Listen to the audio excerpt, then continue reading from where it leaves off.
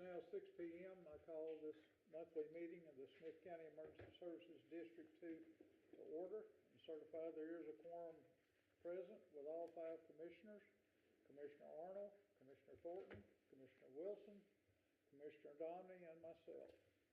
And so that's, and all the notices have been posted for the law, and this time we'll have the prayer and pledge of allegiance to the United States and Texas flag. Most gracious Heavenly Father, we come to you thanking you for the many blessings you've given each and every one of us. Dear Lord, we thank you for the rain you provided for us. We thank you for the protection you afford to us, the men and women that protect our citizens. And dear Lord, just thank you for all these things that you do for us each and every day. We ask now that you be with us during this meeting, that decisions we make will be favorable in your sight, and all things will be pleasing to you. All of these things in your Son Jesus' name we ask. Amen. Amen. Oh, I changed it.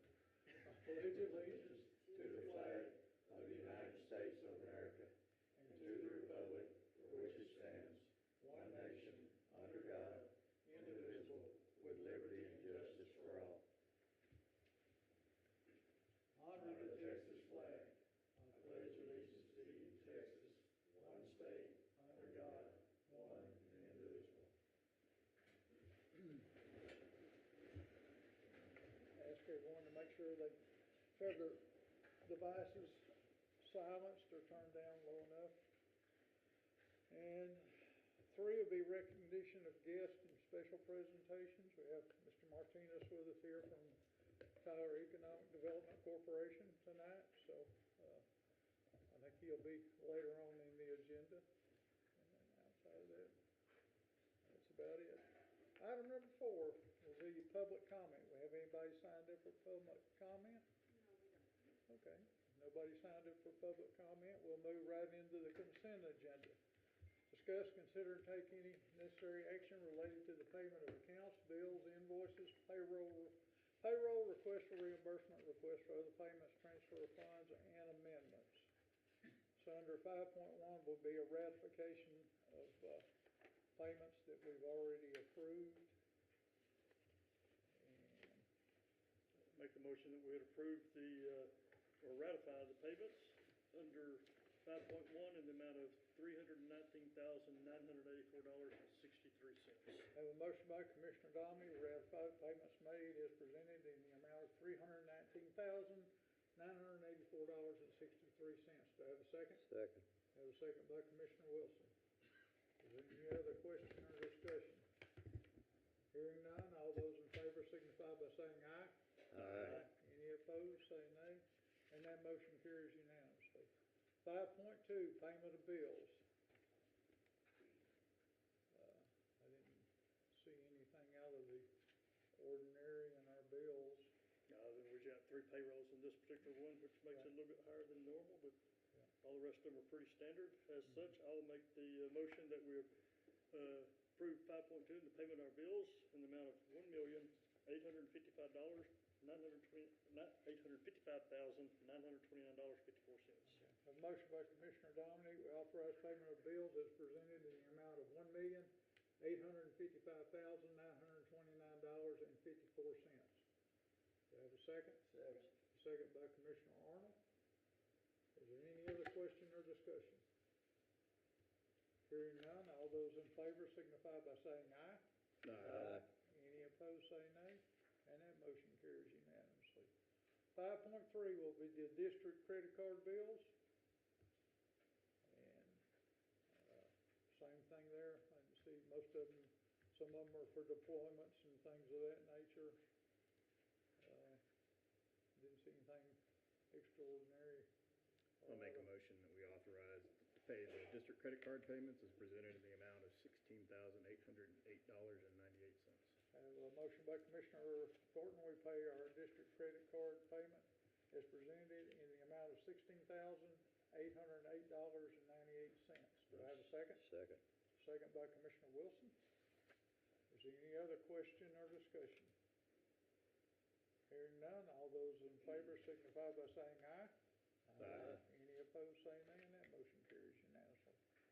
5.4 will be our contract payments. uh, which includes our department stipends and things of that nature. And I'll make a motion that we authorize contract payments as presented in the amount of $58,231.65. okay, I have a motion by Commissioner Thornton, we authorize contract payments as presented in the amount of $58,231.65. Do I have a second? Second by Commissioner Arnold. Is there any other question or discussion? Hearing none, all those in favor signify by saying aye. Aye. Any opposed, say nay. And that motion carries unanimously. 5.5 urgent purchases, there were none. 5.6 emergency purchases, there were none. And under 5.7 is our pre-approved payments made, and that's for information only. No action is required, and the total of that is $109,833.59. Most of which is Blue Cross Blue Shield of Texas, and then our cell phone service. Item number 6, approval of minutes. Receive, discuss, and take any necessary action relating to the following reports. Board of Commissioners, May 26, 2026 minutes. After reviewing those minutes, I don't have, there was a couple of corrections been made, and I would make the motion that we would approve them as submitted. Okay. I have a motion by Commissioner Dominy that we approve the Board of Commissioners minutes meeting May 26, 2026. Do I have a second? Second. A second by Commissioner Wilson. Any other question or discussion? Hearing none, all those in favor signify by saying aye. Aye. Any opposed, say nay, and that motion carries unanimously. Item number 7, Executive Director's Report. And since Eric's not here, I guess you're going to take care of that, Larry? I will. Commissioners, Eric just wanted me to relay a couple of things. The first thing is, here in just a minute, you're going to hear from Keith, who will give you our financial outlook. We have end-of-year projections since this is mid-year. So without taking a lot away from that, I'll just say that it is positive indications, even though that we're over on overtime, over budget. We are performing well within budget as far as the total personnel cost. And we're actually looking at a much reduced deficit than what was originally anticipated. So I'll leave, I don't want to take too much from Keith, so I'll leave that there. The other thing is that the budget is progressing nicely, and hopefully you all have the budget dates in your calendar. If not, please see me after the meeting, and I'll help you get hold of those. And we are rapidly approaching the time where we're going to start doing some workshops. So happy to answer any questions you have in his report. Anybody have anything? I didn't have anything. No. Okay. Thank you, Larry. All right. Under 7.2, discuss and consider and take action on a 5-year Section 312 tax abatement agreement submitted by Geary Enterprises doing business as Steel Fastener Supply, is presented by the Tyler Economic Development Council, and I'll let Mr. Martinez talk about that.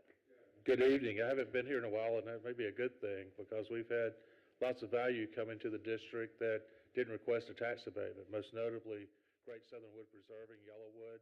They built the world's largest wood treatment facility near the interstate, and also Amazon. So both of those have come online now.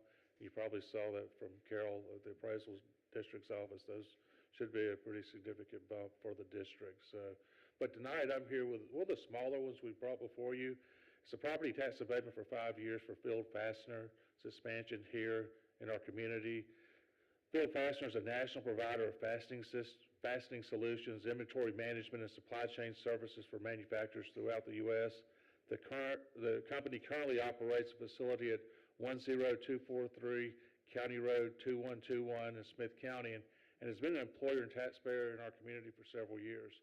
The company is proposing to invest approximately $2.875 million in improvements to its Tyler operation, including the renovation and modernization of approximately 16,000 square feet of existing facility space. As part of this investment, Field Fastener is committed to retaining 26 existing jobs and creating 10 new full-time positions with an average annual wage of approximately $75,000. The incentive request before you mirrors the one passed by Smith County and structured as a 5-year declining abatement, with years 1 and 2 being at 80%, years 3 and 4 at 60%, and the final 5th year being at 40%. This is a performance-based incentive. The company must meet its investment and employment commitments, and the abatement applies only to new value of the improvements created by the project. Existing tax base remains fully taxable, and again, you'll get the full 20% year 1, even with an 80% abatement. From our perspective, this is exactly the type of project we seek to support.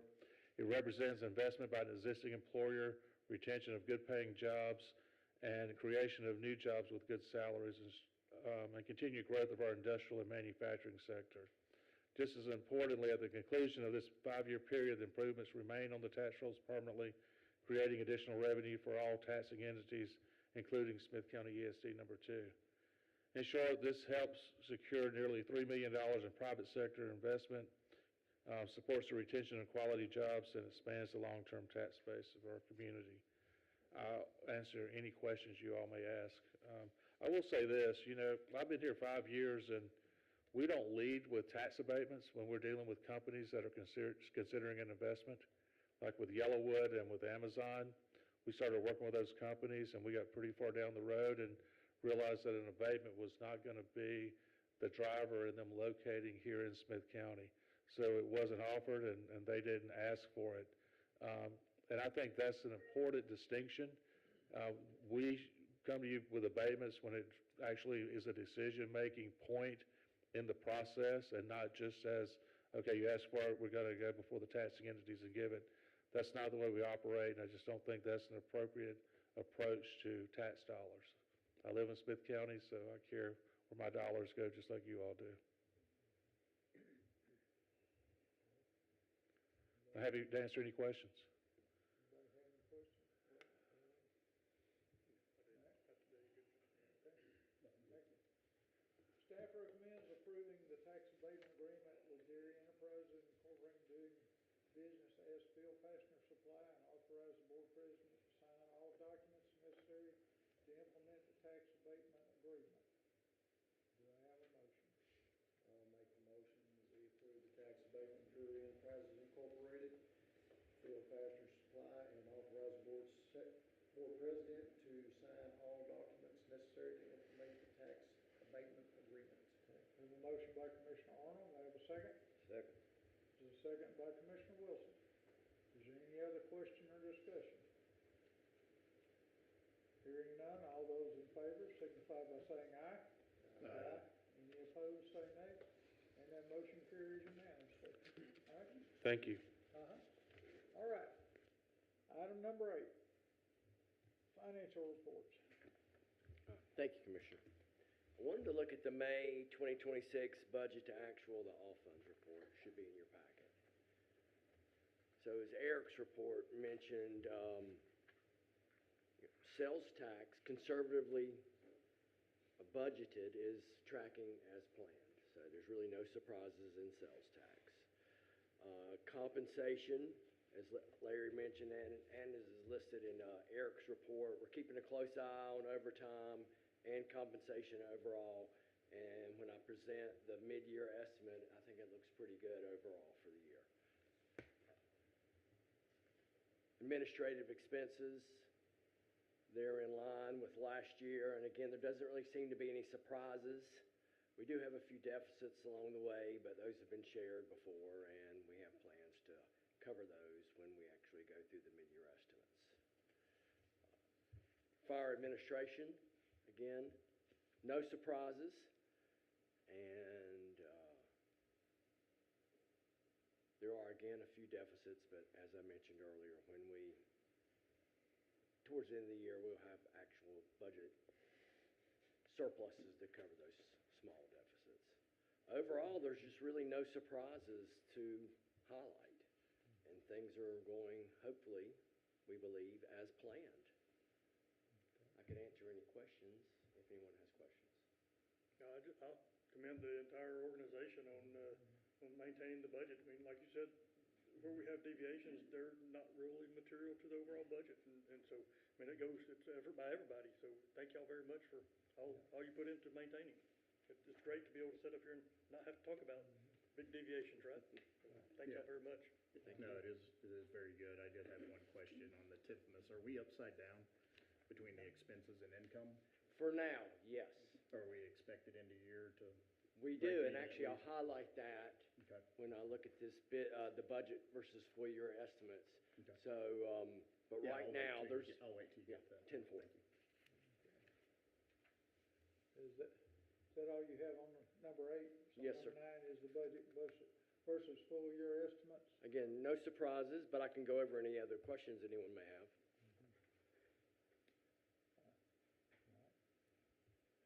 So the 4-year, yeah, just, I guess go ahead and address his question about on the 4-year estimate for the TIFMAS. Yeah, we'll look Okay, at that. so I thought Yeah. you were there. We'll look at Sorry. All right, well, then item 9 is the 2026. Full year estimates. Yeah. All right, so there's a lot going on this report, and y'all should be familiar with this format. So on the budget versus full year estimates, Fund 100 actually stripped TIFMAS completely out of it and put it on the very last page. So let's go to that and look. Real quick before we start, can we just say that when you're looking at this, a positive number is a good number, whether it's revenue or expenditures? Yeah, good point, yes. So let's go to the very last page and look at TIFMAS. And so again, there's a lot going on here. So this is as of May 31st. And as of May 31st, we had recorded $558,000 and some change in TIFMAS income. But I linked up with Chief Clanton, and he submitted quite a few requests for reimbursements, and he has $629,489 in the queue to be approved. Typically what we do is we wait till we get an official form from TDM saying it's good to go, and then we actually record the revenue. So looking at this, now we may have some more TIFMAS expenses during the year. Sure. But right now, it looks like we'll have about $1.18 million in revenue and about $752,000 in TIFMAS expense. So essentially about a $430,000 surplus or to the good for TIFMAS. That's good to see the submittal number where it's at. That also takes into wear and tear on the trucks, so there's a lot of factors that go into that. Yeah. Well, so that comes out of the 435. Right. Yeah, so it's not true net. Correct. Yeah. Right. Okay. All right, so we'll go to page 1, which is the operating fund. Again, there's a lot going on this report here. So again, y'all should be pretty familiar with the format. You know, you've got the object codes, the amended budget, and that's the budget, the board approved budget at May 31st. Then we've got the actual income and the actual expenditures through May 31st. Encumbrances, which are plain enough. And then remainder of FY '26. So that's an estimate. So I linked up with Larry, with the Chiefs area, with admin, with Sherry, to estimate what we think is going to occur through the rest of the fiscal year. And that's what we're going to look at here. So we'll just go down to revenues. So the board approved budget for revenues at May 31st is $25,639,321. But now we think we're going to record $25,972,230. Essentially a $332,000 surplus. And the reason behind that is partially investments are really performing well. Yeah. We anticipate them to come in at $173,000 greater than budgeted. And then miscellaneous income we don't budget for. But in miscellaneous income this year, we had a big surplus sale, which was $90,000, which we didn't budget. We didn't know we were going to have a surplus sale. And then also, we budgeted $84,000 for workers' comp dividends. Now, since then, I have gotten an email from from VFIS, though, via Texas Mutual, that says the workers' comp dividend should be 102,000. So again, we see a surplus in revenue of approximately $340,000 when you add in the $102,000 for workers' comp. So you say 342? Yep. Number? Approximately 340,000 in total when you weave in, Right. the workers' comp dividends.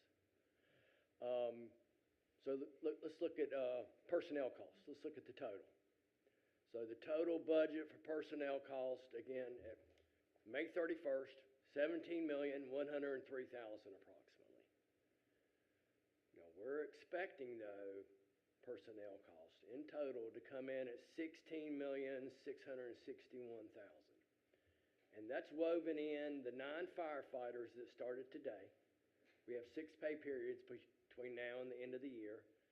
And that's also significantly trimming down overtime. So we trimmed overtime significantly and wove in those 9 firefighters who are supposed to compensate for overtime. So essentially, if it happens like we expect, we should have approximately $442,000 surplus, or to the good, in personnel cost. Which is really only a few percentage points, though, when you're looking at a $17.1 million budget. Administration, let's look at that. So administration, we budgeted at $2,050,000 approximately. We think we're going to come in about $1,661,000, which is essentially $388,000 to the good, but the majority of that is the contingency, which we're trying to leave intact, untouched. So really for administration, if you exclude the contingency, it's only about $15,000 surplus. But with the contingency, it's $363,000 plus, again, the admin, so at a total of approximately $388,000. For operations, we budgeted, again, at May 31st, the approved budget was $1,015,799. We expect expenses to come in at $961,000. So we have approximate $54,000 variance in fire operations. In total operations, we budgeted $1.9 million. Again, project we're going to utilize about $1.8 million, so there'll be $160,000 approximate positive variance in total fire operations. And the majority of that's going to be, there's a potential surplus in shift and paper calls, and then some small surpluses in equipment, and then schools and conferences, which come up to that $160,000. So for support services. So overall, support services, again, at May 31st, our approved budget was $2,559,000 and some change. And we anticipate approximately exactly $2,347,595. So potentially a $212 positive variance. Now what hurts us in this is gas and diesel. We think it's probably going to be about $76,000 over budget. Electricity, about $70,000 over budget. But we got strong surpluses up in the fleet area. A lot of surpluses up there, about $118,000. And then in IT, we had a pretty big surplus as well. It was $88,000. And part of that is in the utilities, telephone, wireless. When we upgraded to the CAD, we got a significantly reduced rate for our utilities, our wireless, and that's why we have such a significant surplus there. So again, at May 31st, originally the budget was revenues less expenses. We were going to spend essentially $1,516,657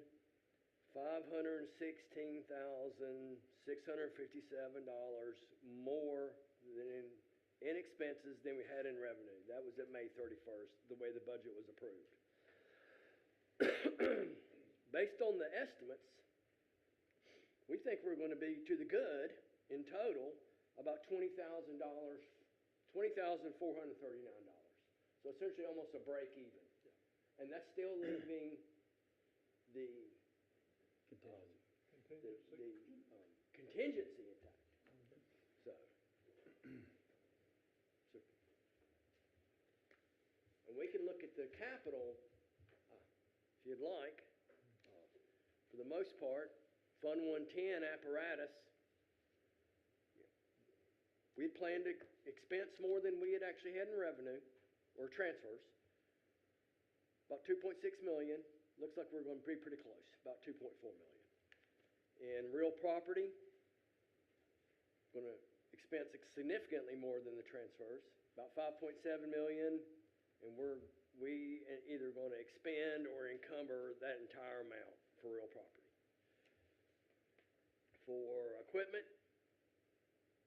budget was $307,000. Plan on utilizing $242,000.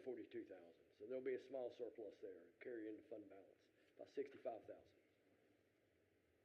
And then IT was almost spot on. $307,000 approximately budgeted. Plan to utilize $302,000. So I can answer any questions if anyone has any. Now, just to put it in context, that $20,000 is less than 0.1% on the total budget for the year. So, I mean, to me, that's just phenomenal performance across the whole organization. That to be able to claw back the loss and keep it within, like I say, less than 10%. Yeah, great job. On 25 million, that's an excellent job. So, I mean, it goes to say a lot about the processes, procedures, and the software that y'all been implementing here over the last couple, 3 years. That is really in my mind, really starting to pay off and show us how well we can manage and forecast where the organization's going. So great job. I appreciate it. Makes my job as secretary treasurer a lot easier. Yes, it does. Makes all our jobs a lot easier. All right. That was item 9. There's no action to be taken. Item 10, Director of Human Resources report. Ms. Sherry? Yes. Before I use my HR report, I wanted to point out that the firefighter hiring process has been completed, and it did result in an eligibility list of 32 qualified candidates. Out of that list, we did hire 9 full-time firefighters, and they began employment today and started orientation today as well, which will go through Friday the 26th. And then that will also leave us the list of 23 remaining, and we'll pull from that list as we see, as we need to. I don't know if you had any other questions on that report. No. I saw the post earlier today about the 9 guys crawling around, so good deal. They're keeping them busy. Yeah. If you counted in that post, there were a few extras. So 2 of those were recently hired in the past few months. So we're getting them caught back up. And then there's 1 part-timer in that we anticipate through the resignation that we already have. Will convert very soon. So I just want to be transparent about that. If you counted the number that were in that picture. I didn't, but I will next time now. That's how we got there. Good deal. It's a good group. Appreciate the explanation. Yeah. Workforce injuries. Yes, that should actually be 10.2. It didn't print quite right on the agenda, but you do have my report on the workforce injuries resulting in a loss of work time. I'm not going to go through that in detail, but if you have questions, I'd be happy to answer them. Okay. All right, 10.3, operations paid time off and sick leave policies procedure for information only. No action to be taken. Yes. Before you use the operations paid time off, PTO, and sick leave policy and procedure, this is actually an update to incorporate the actual changes that the board approved previously and to also align our leave administration procedures with the current practices.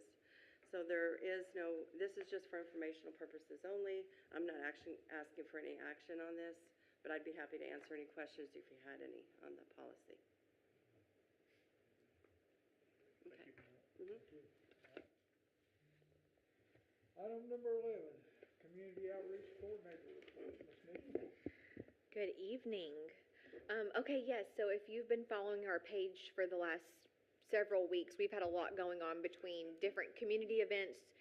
We had a fantastic medical training event with one of our churches. We have had a significant uptick in our water calls. Are we at above average for what we were last year? So, we've had some hard outcomes, we've had some good outcomes, we've had a lot of training, but it's been pretty incredible how many we've run. And if you weren't a part of it, alligators, who knew that we'd be running on alligators? But we ran on alligators at 3 o'clock in the morning. That was a lot of fun. Can you tell it was a lot of fun at 3 o'clock in the morning? In addition to that, yes, we've got new hire orientation going on right now, and it's just been phenomenal to be out there, in addition to all of the other things that we've had going on throughout the month. Again, a lot of it's been water training, but definitely a shout out to logistics. When we had our medical day training scheduled with our Lakeview Church, going out towards between ARP and Chapel Hill, we had to, because of the size of the group, had to get in some extra dummies and some equipment for that, and they just handled it very quickly. So we really appreciate that. So.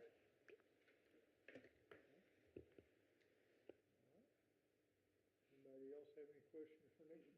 Thank you, Dickie. Thank you for keeping our news media well informed of everything. It's good. We talk often. We're talking over here right now for a couple calls we've got going on. Sometimes it's a little too much. It's a lot. We have a lot going on. He does keep the channels are always open. And we're doing our best to keep, just especially with all the water calls that we've run recently, as without being intimidating or fearful, we're trying to keep everyone informed on water safety and the things that need to be taking place. So I don't know if you saw, about a week ago, we had a couple of stations out to talk about the boat, all the training that we do, the training that they, all the things they keep on the boat, how it works, all the things that have been going on. Yeah. Good, thank you. Item 12, Deputy Executive Director's Report. Commissioners, as always, you have my report in front of you, so I'll just hit a few highlights and a couple items that may not be on there. The Jackson Heights remodel project is continuing to move forward. All the major site and infrastructure work has been completed. Concrete's all done. They're doing the interior framing right now, so that's progressing very nicely. Logistics has continued to improve the warehouse organization, and right now they're doing inventory counts just to make sure everything is lining up with what we're supposed to have in stock. And also, they're starting to set par levels for everything for the first time, so that's helping to automate some of our purchasing practices. The SLA compliance rate has improved there to 93.8%, which exceeds the division's established target for the second month in a row. Fleet is implementing new quality control procedures, really trying to dig into their SLAs as well, and we've seen improvements in that regard as well. In addition, we had 2 technicians that just went and got certified to work on our extrication equipment for the brand that we have the majority in our trucks, the TNT brand. So we'll be able to start doing those. When the trucks come in for preventative maintenance cycles, we'll be able to do those in-house now as well instead of having to outsource that, along with any repairs that are required. Facilities is working on advancing the efforts towards Dixie and Winona projects, which the board has already approved. Those are well underway with the architectural and engineering phases. As soon as those are done, we'll move to RFP process and then bring that back to y'all for follow-up action. And then lastly, I'd like to recognize Brent Hyatt, our IT manager, who just completed his Bachelor of Science degree in cybersecurity. So he is done with that. You'll notice that on the project status reports, those formats have kind of changed. My next project portfolio will also be different and give y'all some KPIs on how the projects are managed overall. So we're moving to a more structured approach on those. Great, thank you. Yes, sir. Happy to answer any questions. Evan, thank you. All right, item 12.2, discuss, consider taking action on the purchase of wildland shelters at a cost not to exceed $11,831.67. Authorize the purchase of 20 wildland shelters from Fire County. Commissioners, this is equipment that's issued under policy. This is to restock inventory levels. We've had a lot of volunteers that have gotten their wildland certifications, which is great news, and we've also processed a lot of new hires coming through. This would be to replenish inventory, and there is an evaluation tabulation attached.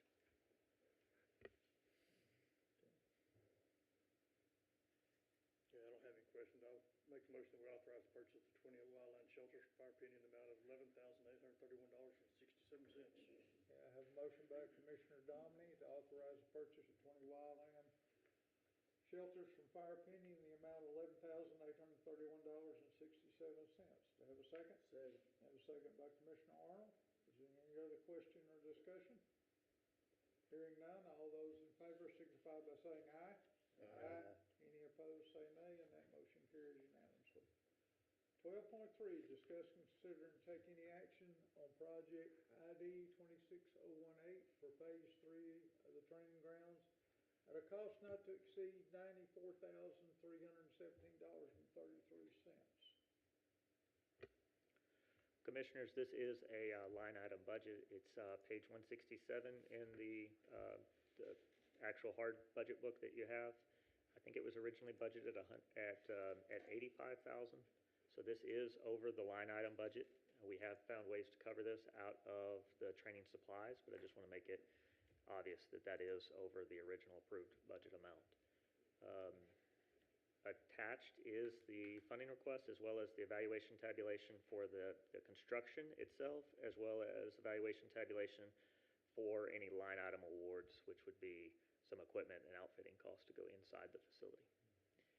This is to build 2 new buildings near the training grounds. One building would be 2 outdoor classrooms that are overhangs on concrete, and then a large training room, which would be used for their confidence course as well as some classroom training. And then a separate building that would get used as a rehab building along with bathroom and emergency shower. So both of those together, plus all the outfitting, comes in at $94,317. Happy to answer any questions. The question I have is, looking back at the bid tabulation, the recommendation, you know, it's quite a bit lower than what you're asking for, the 85,000. I'm wondering why we're asking for so much money. It's like a 20% over. And I understand the 9,317 is for the, you know, other equipment, but the actual bid tabulation recommendation is much lower than 85,000. The bid tabulation for the construction itself is, let me look at the total here.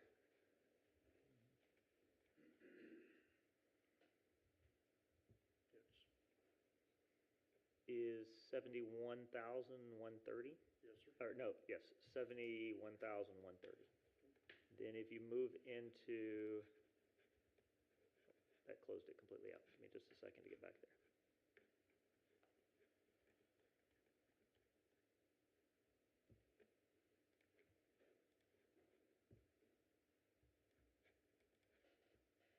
That does not include the cost of the plumber or the electrician. Those are done under our current contracts. So the evaluation tabulation that you have attached is for the construction manager that will do the grading and the construction of the building and its frame itself and the concrete work. The plumbing, if you look at the actual, there is a breakdown in the background statement. So if you click into the main project document, there's a capital cost breakdown. 71,000 is from the RFP. 5,171 is for the contracted electrical work from Pro Electrical, which is our contract electrician. And then 4,260 is for the contracted plumbing work. 2,824 is for the AC system. And then we have a $1,600 contingency, $1,615 contingency. Okay, so I didn't see those add-ons in there, so I thought I the understand. 71,000 was for the entire project. So, Yes, sir. so you addressed my question. We don't have a big contingency in that one. No, the only contingency is about $1,600. Okay. The training supplies cost is really for things like fans, some bulletin boards. Didn't have any question about that. It was just the delta in that 71. No, I understand. Was that I didn't pick up on it. Thank you. Yes, sir.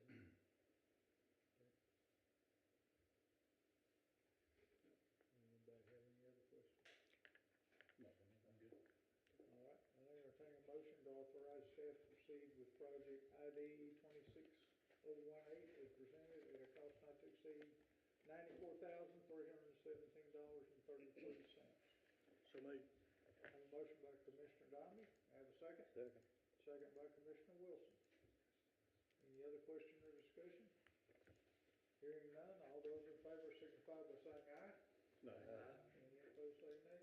And that motion carries unanimously. Thank you. Item 13, Chief of Operations report. Chief Cruiser. Good evening, Commissioners. 942 calls in the month of May. So we've been quite busy. We stay on pace, right?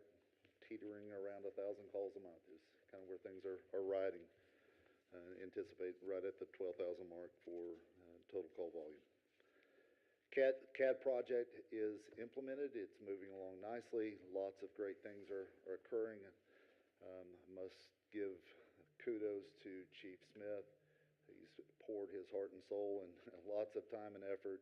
He's been on countless number of calls with Motorola and the project development team and all the stakeholders that are involved to, really, address things on the fly and migrate to the product that's operating as we speak. That's a cooperation with Lindell. That's also a cooperation with City of White House. And so we continue to adapt and try to make the adjustments to where everybody's equitable in the system.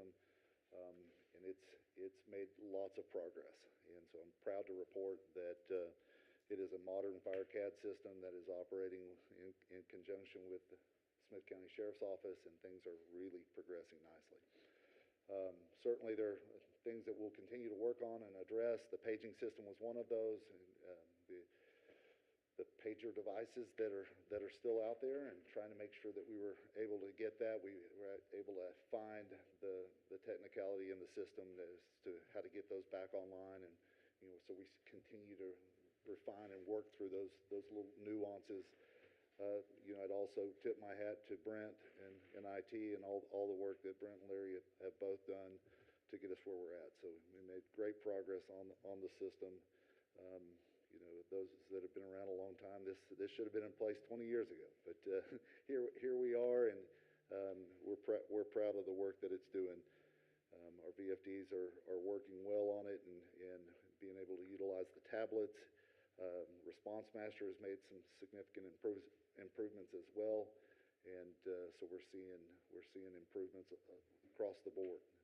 So we'll continue to address those as time rolls on, but I'm proud of where the system is and the progress that we've made in cooperation with all the stakeholders. Thank you for the approval on the training facility. As you've seen in the videos today, we're making great use of the facility already. It's producing the type of training that we need. We've got a cooperation project with ART BFD on one of their grants that they're going to be able to contribute or apply that funding directly to the project, and want additional burn prop. So we're seeing good cooperation and good utilization of the monies that we've spent to get us where we're at. What you've just approved will allow us to expand that, actually move the maze that was in one of those videos, seeing the competence maze that's actually upstairs in the shop. So that'll come out of there and come down onto the field now into a space that's really more conducive for that, and free up us being, crossing through the shop and all the things that it takes to do that. So that was something that was done many years ago, and this will be a huge improvement for us. So thank you for your support on that and our continued work to improve the disciplines of our firefighters throughout the county. As Larry reported a moment ago, the renovations at Jackson, I've gone by and I'm monitoring the progress on that, and those are going well. We're in the modular. The crews are operating out of that. One of the bays where the engine will reside permanently is fully functional and operating. So we're really in a good posture with that mobile or that modular facility being able to leave us right there on site. So that was a good move by us, and it's producing the results as intended. Many of you were able to come to the Jamestown opening, and we're live and we're operating there. We're working closely with our neighbors. Our contracts at Van and Mineola tonight is on the agenda for you. Had good communication with them about those contracts and where we stand and where the future lies in terms of mutual aid response and how we'll continue to conduct business on that far northwest portion of the county. So things are going well up there. A couple of nuances with the CAD and really trying to get those ironed out, and we think that we've got solutions for that on how engine, our tactical tender 176 will respond, and those are already happening. In fact, that build it and they'll come, that really has happened. In fact, that very weekend, I think I said in our text group that that we've just created a hothouse and making a lot of runs is what I meant, and they just did. So CAD will capture them on certain pieces of the northwest part of the county, and things are going well. So the crews are operating well out of the facility. I'm proud to report that. We've already talked about Class 10, and it's up and running, and I was there and gave my chief speech this morning, and it felt like it was raining from humidity, not necessarily from the clouds. It was extremely humid. In fact, the most humid I've felt, think, since I've been here in East Texas. The crews are still operating out in the field and doing the company walkthroughs, some of the bigger facilities, even like Yellowwood that we talked about in the tax abatement discussion earlier, hydrants that are serviced. So we did 41 walkthroughs of facilities such as that, and we serviced or flowed 49 hydrants throughout the county. So getting good cooperation on that, get a few phone calls from some of the utility providers, but we're able to work through those, and things are progressing nicely. All right, so tonight, in addition to that, I commented in my report about the ready reserve equipment, and some of you have asked questions about how that plays out, and I have that package in front of you tonight and for your consideration. Additionally, in my chief outlook, I talk about that, we're moving forward and the service delivery continues to demonstrate sustained improvements, that we got good cooperation going with our VFD providers, and things are moving along nicely. Happy to answer any questions that you may have. You know how many calls Jamestown's ran since they've been up there? Do I have the quantity of calls? Yeah. I don't have the exact tally, but I would say it's more than a dozen since we went live. And so, but I could get that for us, and we'll track that as we move along. Well, we know it's probably not going to be real busy, but it's certainly going to take a load off of running Dixie all day. No doubt about that, and we're in the summer months, and Sky Ranch is open for business, and we had a call at Pine Cove this week, and so we know that they're all very active with campers that are throughout the region.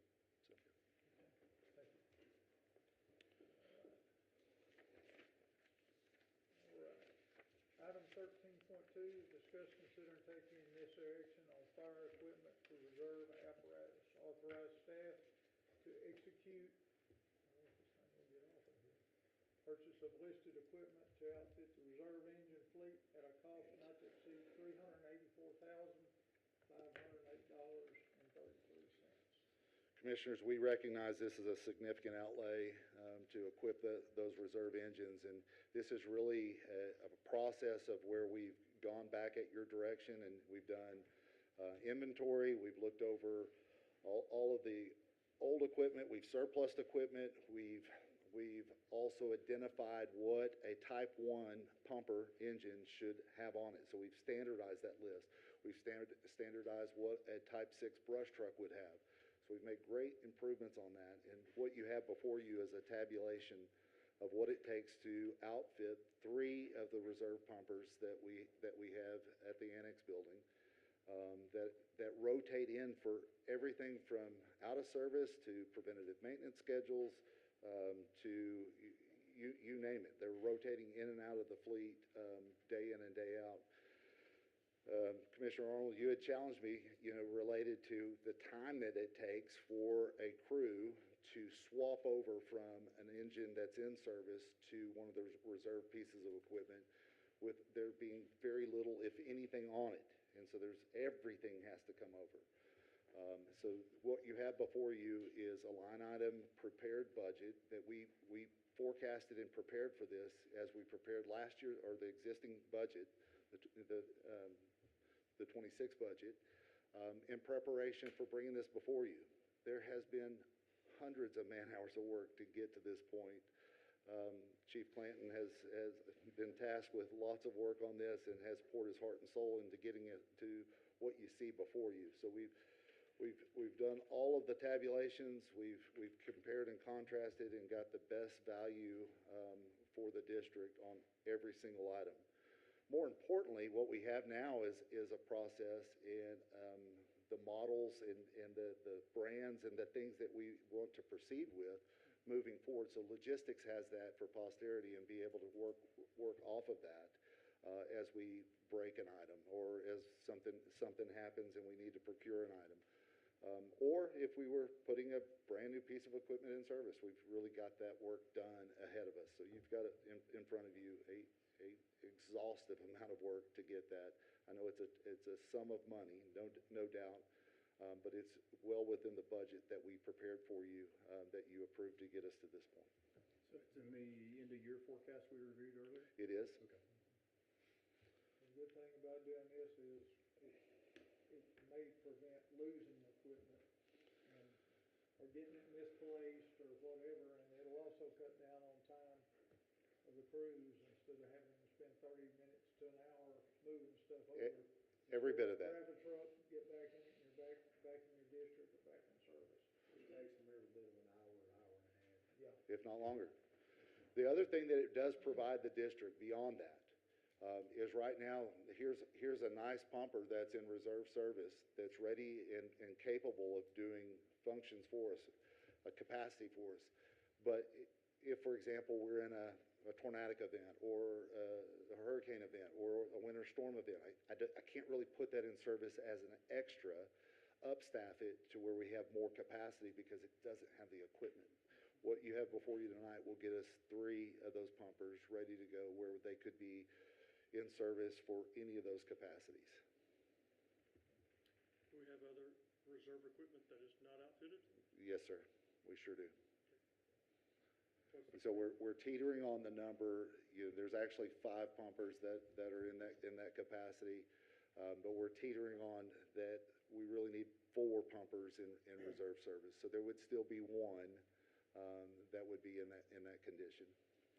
We do have a plan to address that in our budget that we're working on for next year as part of an engine swap that would come down. So that should really get us, once that one's done, to a point where we can actually start recycling some of this equipment. Yes. Correct. And then the other thing to point out would be maybe some brush trucks that might need some outfitting here and there. But this would take care of the most part. I do have one thing that we need to bring up as it relates to the evaluation tabulation. We did have one challenge that the board just needs full transparency on. Rockmorris Hardware, one of the vendors on here, was bought out after this evaluation, and some of the pricing has changed. They're still the low bid, but it may be a slight increase in cost over the line item, but they'll still be the low bid with the new one. We're working to get terms and everything with that vendor. I believe that the shipping contingency and everything will hold the way that this is written. There's a shipping contingency. So I just want the board full transparency. The price of any of those Rockmorris items may go up slightly. We're going to purchase those last after everything else is Do purchased. you have an idea of normally how much? I think one of them, for instance, was about $200 for a single item. And I think that was in relation to one of the, I don't have all of that. That really came in kind of last minute. It was one of the saws, I believe. Yes. Was- So Do you have any contingency built into this? we do have a contingent. It's mainly built in. It's worded as a shipping contingency. Okay. My point was that we would utilize that last and purchase those back. I just want the board to be aware that that shipping contingency may get used on that line. They are still the low bid in all cases. I'm thinking to streamline the process for them, to not have to come back to us if something gets outside, is actually looking at upping the not to exceed and round it out at $386,000. It's not a lot of money, but it certainly is enough to A few hundred. keep you from having to Yes. come back for It would be great. other improvements. Yeah, that came in very last minute, so. I don't know if we can do that because it's stated on the agenda that it's stated. And since our attorney's not here, I err on the side of caution, So that we just. could what's we here. potentially table it till after closed session? And we could discuss with the attorney at that point? I believe in the past he's allowed us to do that, but I agree with Aaron on the side of caution. So if it would be okay with the board, we We could, can pass on that, and we can bring it back up after closed session. yes, sir. Maybe this item to there. Maybe give us a chance to confer with him on the phone, Okay. okay? That's all right with everybody, Yeah, fine by me. I like the idea. okay? All right. All right, 13.3, discuss, consider, take any action on Van Mineola Service Provider contracts. Authorize staff to provide formal notice of termination of the fire protection services agreement with Van Mineola Fire Department effective October 1st, 2026. Commissioners, this is what I alluded to a moment ago. Had good communication with both Van and Mineola. It's expected. They have agreed that how we'll do business as mutual aid partners moving forward, and everybody's in agreement with this. Really no friction point whatsoever. What you have before you is a cancellation all the way to October. So we need to give them the notice. We'd like your approval to provide the written notice of cancellation. And then going into next year's budget, we have not yet budgeted any money with the anticipation of the cancellation of the contract. Does this leave us with any gaps after October, or is it, I guess, I was gonna ask if it's premature, but I noticed we're asking for 90 days. Commissioner, I don't see any gaps created by this whatsoever. The dispatching procedures were a little bit cumbersome from county to county to get, as you understand that Wood County is Mineola, Van Zant is Van, and so there's always this delay in this process to get those calls transmitted from one county to the other. The CAD is going to, and already is, incorporating the closest and the appropriate resources for that, including Lindale, in that conversation. So really, there's no gap whatsoever. In fact, improvements. Okay. Anybody else have any questions? Not that entertain a motion? Make the motion, we authorize staff to provide formal notice of termination of fire protection services agreements with Van and Mineola Fire Departments effective October the 1st, 2026. Have a motion by Commissioner Donley, have a second? Second. Second by Commissioner Wilson. Any other question or discussion? Hearing none, all those in favor signify by saying aye. Aye. Any opposed, say nay, and that motion carries unanimously. 13.4, discuss, consider, and take any necessary action on 2026 Teach Municipal School Teach funding request.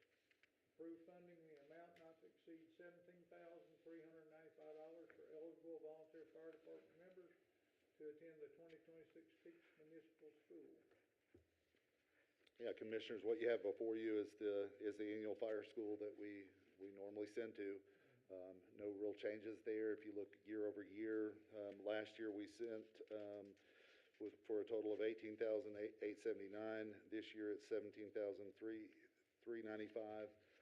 And so we've vetted out, every bit of this and worked with all the VFD chiefs to make sure that they were in the process and were able to send. So what you have before you is the request for the annual fire school. I'll make the motion, we approve funding in the amount of not to exceed $17,395 for eligible volunteer fire department members to attend the 2026 Teach Municipal School. Further stipulate that any tuition, assistance, scholarship, grants, or other funding received by participating volunteer fire department for this purpose shall be reimbursed to Smith County ESD2 to the extent district funds were utilized to pay the associated tuition expenses. Okay, we have a motion by Commissioner Donley, do I have a second? Second by Commissioner Arnold. Any other question or discussion? Hearing none, all those in favor signify by saying aye. Aye. Any opposed, say nay, and that motion carries unanimously. Item 14, discuss and consider and take any necessary action on fire chiefs presenting and discussing issues with the board for future action. Art. Good evening, Commissioners. In May, we had an increase in calls from the previous months. I think it was our highest call volume so far this year. Our volunteers are staying steady. I think we had 10 active volunteers in May, just like the previous few months. We had one application turned in today from someone that just moved in to the area from another part of the state who has some previous firefighting experience. So we're looking forward to getting that turned in and getting that person onboarded. In May, we had 2 members go over to Rusk County to a Mayday class, and then they came back, and those 2 members taught what they learned, the classroom portion, a couple weeks ago, and then here in another couple weeks, they're going to do the hands-on portion where they actually have everybody bunk out on air packs, practice losing air, practice dragging people out of a structure. So we're looking forward to that. And then we're still working with the city. They're getting all new water lines. There's been a lot of trash in the water lines, so we're having to fill up our trucks in neighboring cities, Overton, Troop, while they get all that. But once the city gets all the new water lines in, it's going to be great for the community, all new fire hydrants. Looking forward to that. Be happy to answer any questions. Good, maybe all the fire hydrants will actually work. Yep. Thank you. I just wanted to say, that this goes across all of you, is that, I'm looking, we went for a long time with, pretty low numbers around missing reports and incomplete reports and everything. In this period, they seem to have creeped back up significantly. If y'all don't mind, take a look at them and see if we can, what we got to do to get them cleared back off again. I noticed that too. If you look at the bottom of the second page, it says that was printed on June 8th. So a lot of those have been cleaned up by the crews. Okay, thank you. Thank Appreciate you. it. Bullard?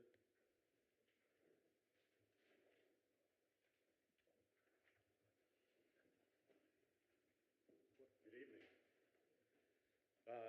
Give you an update on our officer training program. Per the contract, we've got certain requirements that are required for our officers. Those of you that have been involved in the volunteer fire service, you know that oftentimes they don't have that when they get the promotion, when they're put into that position or elected into that position. And they have 3 years per the contract to get it. So our assistant chief, Greg Lugo, he completed Fire 1 and 2 this year. He's currently enrolled in the Instructor 1 program. So that will be 2 major milestones that he's met. Lieutenant McBride was elected in this year. Lieutenant McBride is currently in the Rusk Fire Academy. Lieutenant McBride's been on the department 26 years. He was grandfathered in on most of his certifications, but we encouraged him that, it's part of the responsibility of being a lieutenant. You need to come up to the current standards. He agreed to that.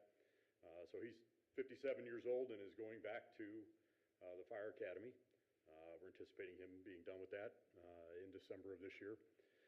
Lieutenant Charlie Grogan, again, he was elected as an officer this year. Lieutenant Grogan is a firefighter in Forney. He has completed his Instructor 1 certification this year. So we're making good progress towards those commitments, and we're going to continue to push not only our officers, but our members. Now, on that front, we've got one new member that was voted in.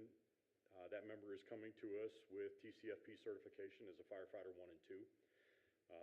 We're working with logistics and HR to get that person pushed through. The whole reason that we're trying to get them pushed through, coming up for the holiday weekend. We've been in talks with Chief Greaser, with Chief Strickland, on a backfill mission, with the Marine unit being out on the water. There needs to be a shift. Engine 156 from Bullard needs to shift up to noonday for coverage. As it stands right now, Bullard is going to be able to put fully certified staffing with certified firefighters and EMTs on for those 3 days. We do have one opening that is still available, that still needs to be filled for an engineer. So we may have to ask that we get one overtime shift, but we have covered all the rest of those shifts with fully certified personnel. We did just have one of our members that came over to you, Mr. Bowling, started the orientation today. So you see our numbers. This is the typical ebb and flow. We are in the outflow right now, but if we take into account everything that's going on, we still have 12 very active members. We do have 3 that are in that process of getting the certified firefighter status. That excludes the one that we're pushing through. So coming in the next months, we're going to have quite a few. We did put out on our social media page that we've put together the transport dozer package. The dozer is not in service yet. We still have to get the blessing from fleet maintenance on that. But we did assemble it. We've put all the equipment on the apparatus. We have taken it to the scale. We have weighed it. We've made sure that we are within all legal parameters for operating that apparatus. The next steps, so upcoming in September, we're planning on putting on the VFIS emergency vehicle driver training, VFIS trailer operator training, and VFIS UTV operations training. So that will be 32 hours of training in September. We're working with Chief Clanton on the heavy equipment operator course.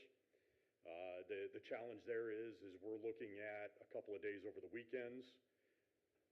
He's looking at it so that he can get his full-time staff in there. So we're working together to come up with a plan on how we present this class and get that accomplished.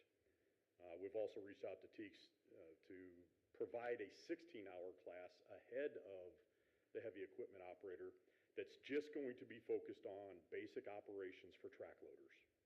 Because we're bringing in so many new people, we want to make sure that they're up to speed. Hopefully, gentlemen, ladies, that this piece of apparatus is going to be in service by the start of the new year. We will have that available to respond and assist with the wildland fire situations. It's not going to do much on the water, Nikki. It doesn't float real well. It's kind of heavy. And I needed to make a comment. So Nikki does a great job of selecting music. The little outburst that you heard, I was watching the video clip from today, and it was the heavy metal. I thought I had everything turned off, but I'm going to blame it on Nikki. She's got a great choice in music there. Cherokee County.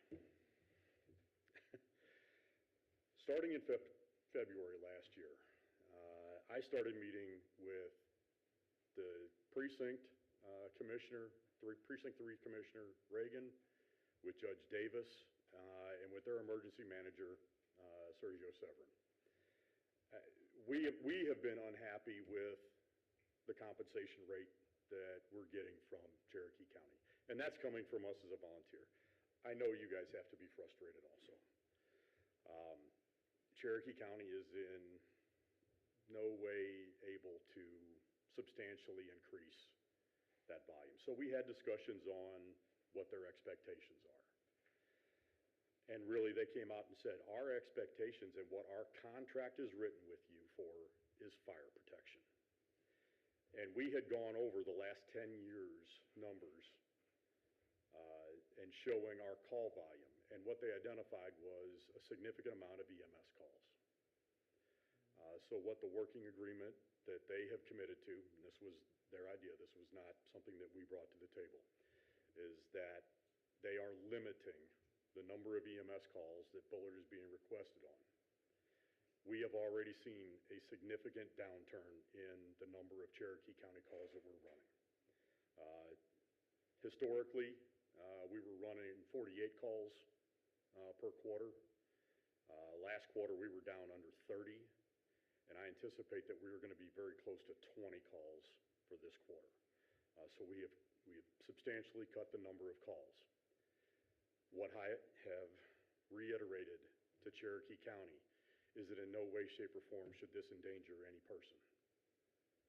I just had discussions with UT Health to let them know if their crews are responding on a life threat and they don't hear Bullard on the radio, request us.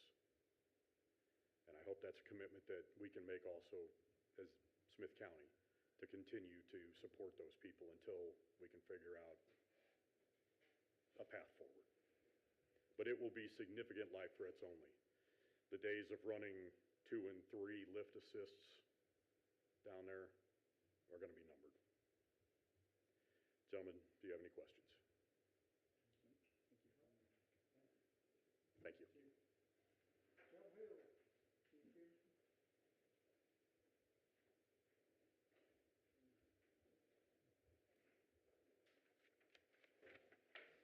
Good evening.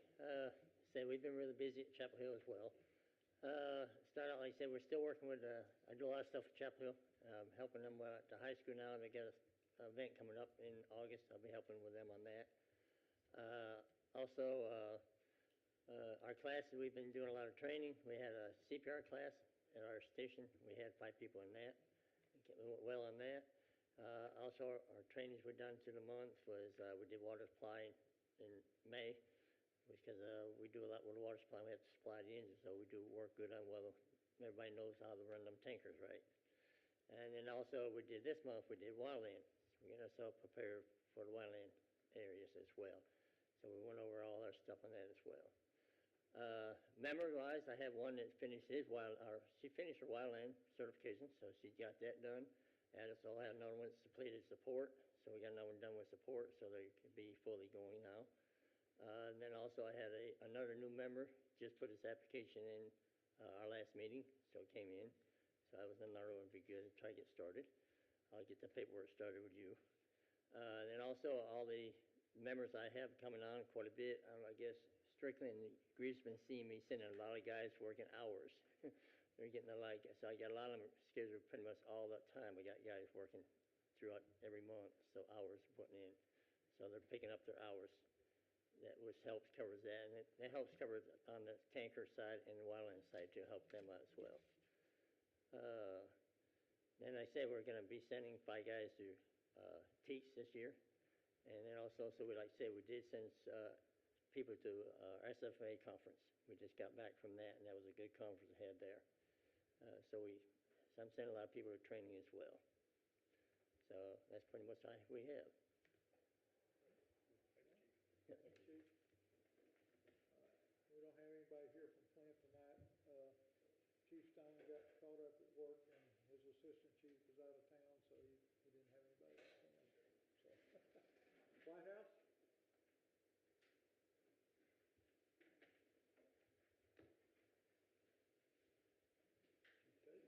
Good evening, Commissioners. So this past month, we had 3 of our members, myself included, attended the State Firemen's Fire Marshal Association Conference in Waco. You might have seen Josh Bardwell, formerly employed by the ESD, got Firefighter of the Year. So that's 2 in a row for our ESD because Kelsey Trotty was Firefighter of the Year last year. So we're doing good things up here. 2 new members at our last meeting this past Saturday, which we had postponed due to the SFMA conference falling on our normal meeting date. Things coming up, July 4th, we're going to be staffing up the boat for 3 days on Lake Tyler. I think we're going to be able to get that mostly done. I'll be working with Chief Strickland and Chief Greaser on dive team personnel because I'm going to be running a little short there. I think as far as personnel on the boat, I think I'm going to be fine. I think just getting that water rescue member on the boat, we're going to be needing a little bit of help there. In July, we will have 5 students and 1 instructor going to A&M for the municipal school. And additional project that we're working on, all of the VFDs received gear grants, and we pulled our money together, most of us did, and we're getting dual certified gear. We've been talking with Chief Greaser a little bit about that. We're wrapping up fitting for all of those personnel right now.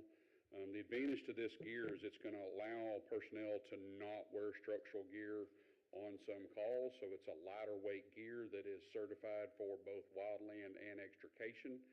So it's a cheaper gear.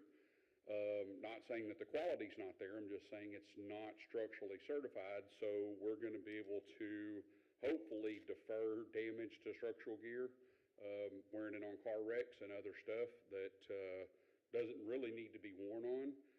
My department has committed to, assuming funds are there, and it looks like they are, we are fitting the paid staff that are permanently assigned to White House as well for this gear.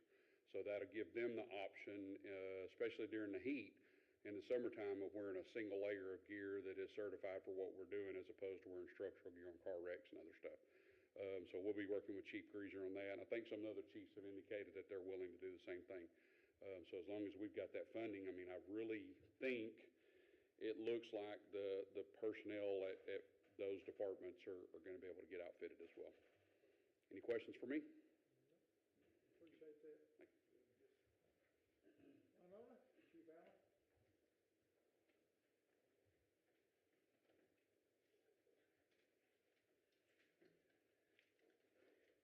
Good evening. So for the last month of May, we had, 288 hours of rostering hours. So we were able to staff stations with certified personnel in trucks for 288 hours. We also completed 72 hours of certified training to get some more of these contractual standards met, and by all means, just further knowledge. We did receive our PPE grant. We did order some tech gen gear. We did cover all 3 shifts on Station 28 as well as Battalion 2s. So we'll have Battalion 2 and Tech Gen gear with us as well, so. You have a good. All right, item 16 will be, or item 15 will be closed session. The board will convene in closed session in accordance with the Texas Open Meetings Act, Texas Government Code 551.071, 551.072, and 551.074. No action shall be taken while the board is in closed session. Any final action, final decision, or final vote shall be taken after the board reconvenes in open session. And we are in closed session at 7:16. Everyone please clear the room.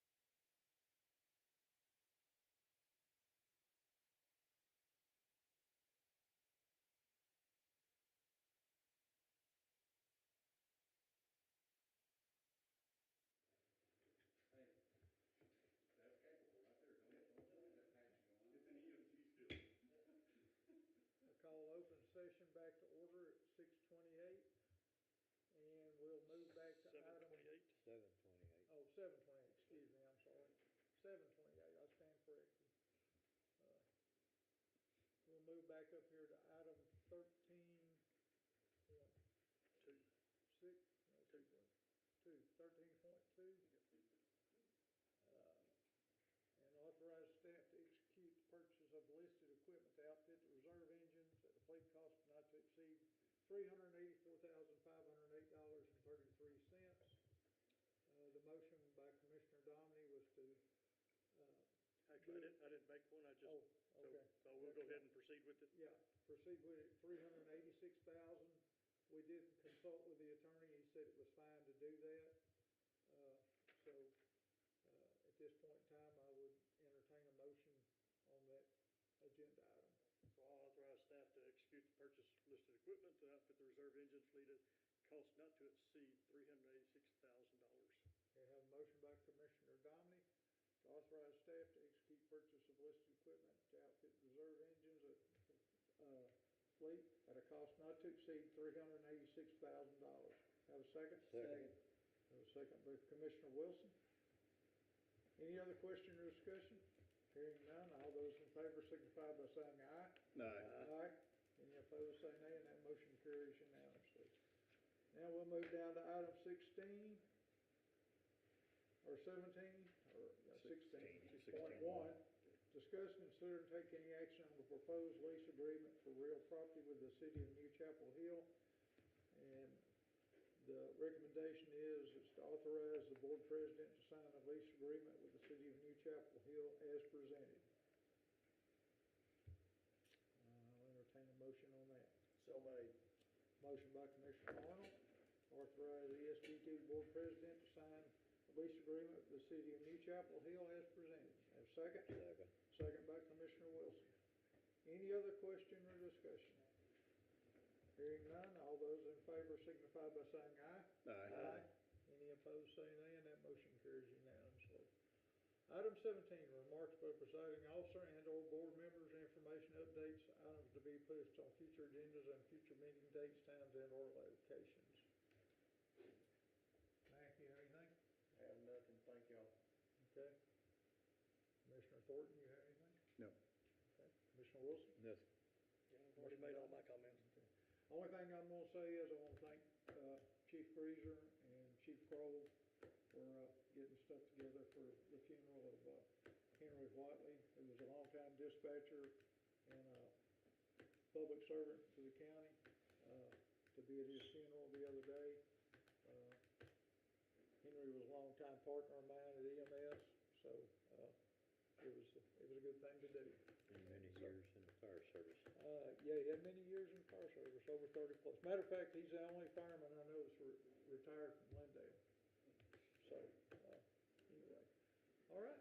And with that, I don't have nothing else. We are adjourned at 7:31.